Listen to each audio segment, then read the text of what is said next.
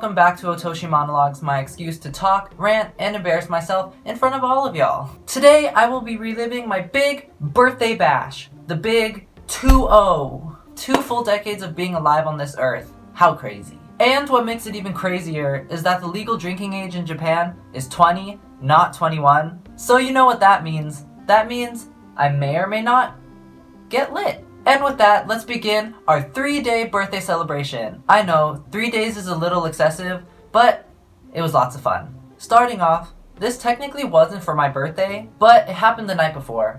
And I went to go get Italian food at Pippa Pizza. Or Papa Pasta. It was something like that. Correction, it was Papa Pasta, but they also sold pizza. And look at all this food. And all these awkward people eating the food. Why y'all look like that? You were about to eat. I got a shrimp pasta with tomato cream sauce and broccoli, and I thought it was very, very tasty. The shrimps were nice bite-sized pieces of shrimp, and the sauce had a little bit of spice that made it even better, 9 out of 10. But, speaking of spice, Riku thought it was a good idea to eat this whole pepper. Look at this face of regret trying to hide underneath a smile. Big dummy. Then it was back home where I officially turned 20. Bam bam, 12 a.m., September 27th, boy! Happy birthday to myself, yay! Oh, good lord. Now, my actual birthday was really uneventful during the day because I have a 3 p.m. to 7 p.m. class on Friday. So here I am, suffering through my class, waiting for it to be 7 p.m. so that we could finally head to Shibuya to have some fun at an izakaya. An izakaya is a Japanese type of bar where they sell a variety of small, typically inexpensive dishes or snacks that are served to accompany alcoholic beverages. Thanks, Google. And bop! We're back in Shibuya! And we got to see some people doing the real-life Mario Kart activity, where you ride through the streets of Tokyo in a go-kart. Now, izakaya time. And as I advise everybody else, time to get responsibly lit. And just in case you couldn't tell, this cup contains alcohol. This was an ume sour, and ume is that Japanese pickled plum thingy. And kanpai, I'm not sure that I could really taste the alcohol, but whatever taste I did taste in there, not very good. The food, on the other hand, very tasty. This is a fried beef stick that was 100 yen, and it was so yummy. And here's Shion with her cucumbers, because she really likes cucumbers. Like, how much I love boba is how much I feel like Shion likes cucumbers. Fascinating. Then there was this other drink that was mainly orange juice and was really sweet. I liked that one. Then it was time to die.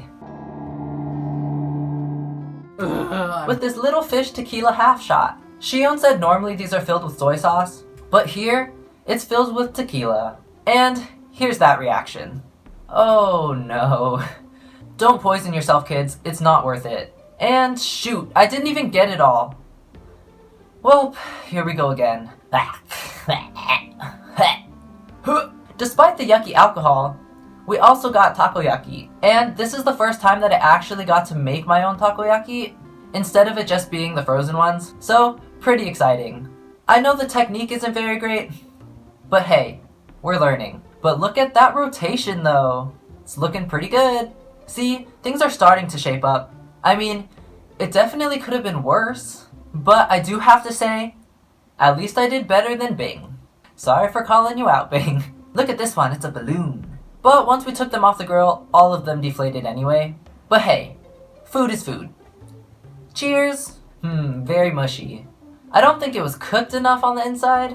Overall consensus, I think our fire was too high. And then off for a little nighttime exploring. With, as always, big buildings. And whoop! Boba! But not just any boba. Wendys boba? At Wendys, they have 4 different types of boba, and even though the drink is just milk, their boba is crazy. I got the mango one, and no, it's not just mango popping boba, it's actual chewy tapioca that's injected with a huge amount of mango flavor. And then when you mix your drink around, the mango flavor dissolves into the milk, so you end up with this nice mango milk and mango tapioca. Very impressive. I was definitely not expecting that, and especially not from a fast food chain like Wendys. Then a quick stop at Hachiko statue, and back home we go. Very tame birthday day, but that's because we were about to go hard on Saturday. The next day rolls around, and I get this nice birthday postcard from the UC EAP team. Love them. Then off to Ueno for Ameyoko Black Market. Back in my day, that there outdoor market was just an actual black market. But since you youngins came along, it's become a gosh darn regular outdoor market. That was dumb. Back in the day, this outdoor market was actually a black market in Japan, but has since become a regular outdoor market. Ooh, look at this big ol' fish. San Francisco Giants represent! A golf store with a football golf ball? But why though? This market is a mix of groceries, seafood, dried goods, clothing, and trinkets, scattered all around with street foods and actual restaurants. Look, it's dad pants. Not sure what makes them dad pants, but it says dad pants. And some fun with hats and sunglasses. Now time for some lunch. A special pork donburi with green onions. The flavor of the sauce was a nice sweet teriyaki kind of sauce, but I thought the meat was a little too fatty. There were a lot of strips of just fat, so 7 out of 10. We passed this fun bakery with cute little breads, and then we were headed for the park. Whoa, look at all these water plants, and this crazy ring tree. We stopped this program to bring you Japanese creatures. First, we have this feral cat sauntering along around the dorms. Look at it basking in the nice autumn sun. So calm. Next, we have this crow, perched on the concrete, living its life to the fullest, picking at this seed it has found. Next, this dark carp, sucking up that piece of bread.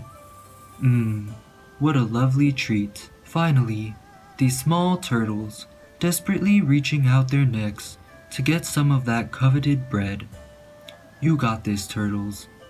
You just gotta believe. This has been Japanese Creatures. We were waiting in this park so we could hit this night market, which only occurs on the 4th Saturday of an odd-numbered month. How lucky, am I right? So then, we headed for Ekoda Station for the night bazaar. On the way there, we found this crazy panda dressed up as a pink dinosaur. P cool, and P squishy. And ta-da! We're in Ekoda. We get out of the station, and I'm expecting this to be a pretty big event, but then we couldn't find where it was. The info just says that it's in the station, but like, where it at though? Then we see this flashing light, and I'm like, come on, that's gotta be it. But then we turn the corner, and nope, just a regular street. I was so confused and sad, but we kept wandering anyway. And eventually, we found it, but it was still pretty underwhelming. This event is actually a pretty local event, where the shop vendors of the street set up little booths for this night only. It was mainly families with their little kids, and there actually wasn't much street food. It gave me very small Obon Festival vibes. Definitely not geared towards foreigners, but hey, at least we got the experience. And I did end up getting a taiyaki from this nice bachan down some random street, and it was tasty, so not a complete waste of time. Then we were headed for Kichijoji to hang out some more. And look at this cute shirt. It's Niaiki.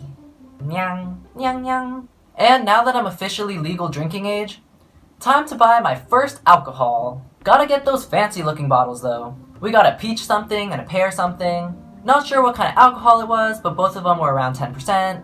So, nothing crazy. And then time for a Korean corn dog that's coated with fries and rolled in sugar. Sounds a little funky, but it's really good.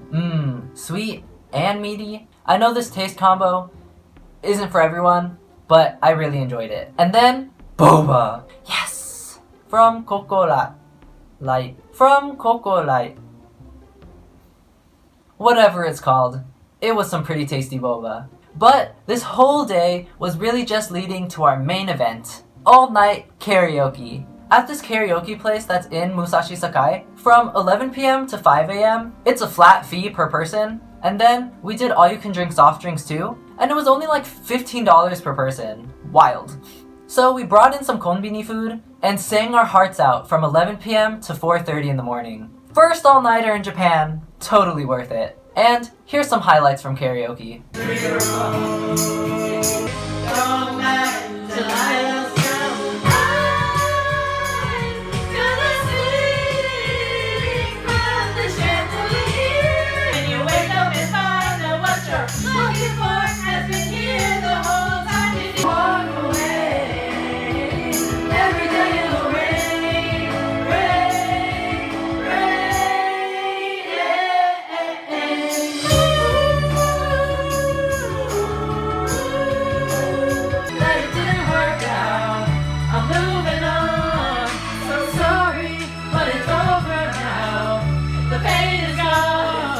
And gotta end with some homeland pride, so here's Julian with his Netherlands song.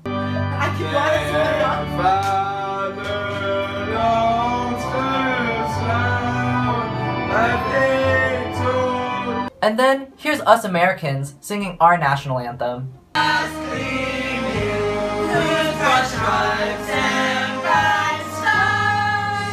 See, don't you want to hang out with us? We're so fun. We end karaoke with this banger.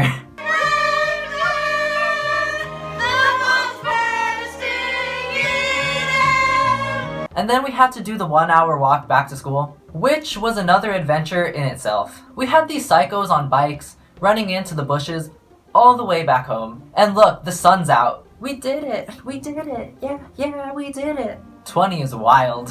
To end off my birthday festivities, I want to give a special shout out to my friend, Beverly Penn, aka Bevertree, aka Tapingo, who completely surprised me by shipping Rice Krispies all the way from Sacramento, also known as Sacramento. Look at this packaging too, so extra. And they weren't even regular Rice Krispies either. They were Pokemon Rice Krispies. What?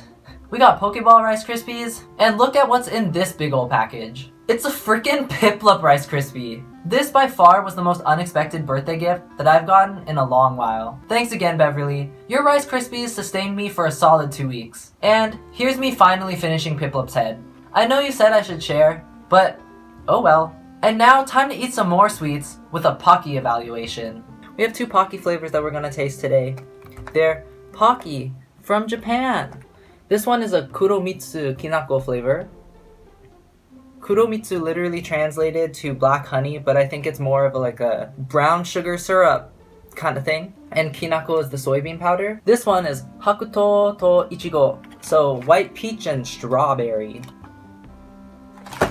Let's start with this one. So when I was reading this package, I think it told me that the chocolate was a white peach coating, and then the biscuit is strawberry.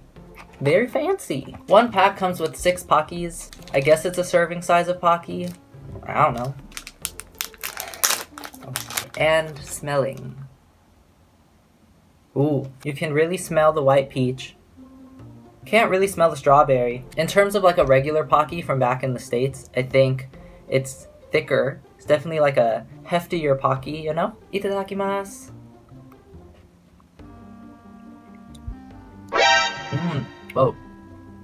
Whoa. Really intense white peach flavor. You know, like when you eat a freeze-dried strawberry? Like how it's like, bam, strawberry, like it punches you in the face when you're chewing. You don't really taste it, and then you open your mouth and it's like, you know? Eating the biscuit itself.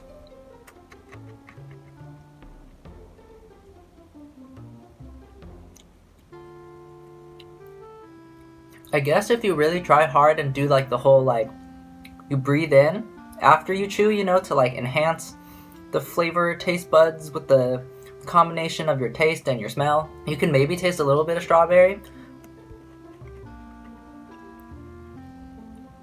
But yeah, that white peach is real good. I think it just overpowers it, but I'm a fan. This one, very good.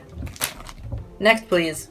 Next we have the Kuromitsu and Kinako one, or this one is very like Japanese flavors because Kinako and Kuromitsu, this is the same thing. I think that's inside the warabi mochi, and I really like the warabi mochi. On the back, again, like the other one, the coating is different than the stick. And this one, the stick is the Kuromitsu, the coating is Kinako. And smell test. Whoa. Ooh, it smells really good. Can really smell that like distinct like kinako smell with a hint of like molassesy like scent that comes with like brown sugar and stuff. So far very on point. Itadakimasu.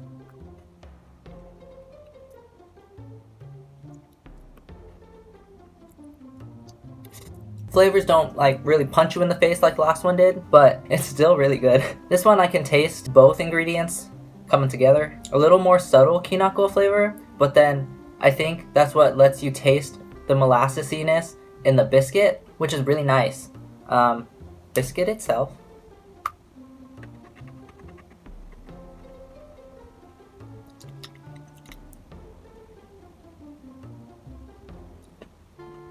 can definitely taste that it's a different kind of biscuit than the last one. I think it also just had, like, you taste that distinct, like, brown sugar. If you've ever had, like, the black sugar that they use in boba a lot nowadays, it's like that. I don't know. Makes for a very good biscuit. If you let the chocolate melt in your mouth, it really does taste like when you dip your finger into kinako and sugar and then just lick it. I don't know if you did that, but I do that a lot. Not a lot. I used to do that. Very accurate. I really like these too. It's hard for me to choose a favorite between the two Pocky flavors, because it really does just depend on what flavors you like. The Kinako one caters much more to an adult palate, with more subtle flavors and less overwhelming sweetness, but hinges on the condition that you like the taste of Japanese sweets. The peach strawberry one caters much more to the sweet tooths out there. To the sweet teeths out there? The peach strawberry one seems to cater much more to those who have a sweet tooth. And it also is very overwhelmingly peach flavored, which I really like, but I could see it being too strong for some people. And if you're not a fan of fruity candies, you probably would want to stay away from it too. But I can conclude that Japanese Pocky is much better than American Pocky. The flavors are much more accurate and developed, and they portion size your Pocky to 6 pieces per pack, which is a plus in my book, because when I open a pack of Pocky, I eat the whole thing. It's probably not that healthy for you. I think one box was around 300 yen, with 4 packs of 6 Pocky, so to me it seems pretty reasonably priced, and I definitely will be on the lookout for more exclusive Japanese Pocky in the future. And with that brings me to an end of this Otoshi monologue birthday bash edition. Before coming here, I was really worried that it was going to be a very sad and lonely birthday, but it was anything but that. Overall, I would say 20 feels exactly the same as 19. And even though I can drink now, it really didn't change much for me. And now, a message for you young folks out there. I know drinking can be very enticing. It may seem like a way to feel included, or escape the real world for a little bit, but I want you to know that you don't need a drink to have fun. Most people have told me that they drink so they can loosen up and feel more sociable and happy, but I can tell you from first-hand experience that you don't need to be drunk to have that fun. As long as you can learn to be comfortable with who you are and how you act, you can have loads of fun without the heavy drinking. I won't deny that drinking makes it easier to let loose, but drink on your own terms. Never let peer pressure put you in a dangerous situation that you're uncomfortable with. And there's no reason to feel like you need to drink excessively.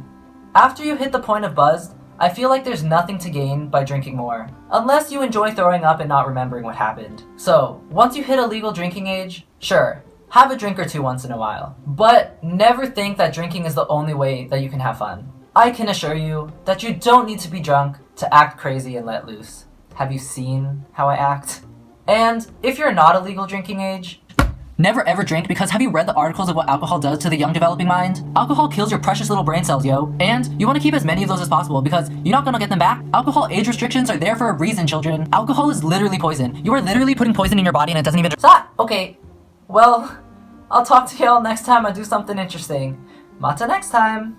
Typically inexpensive dishes and snacks. Overall consensus. Wow.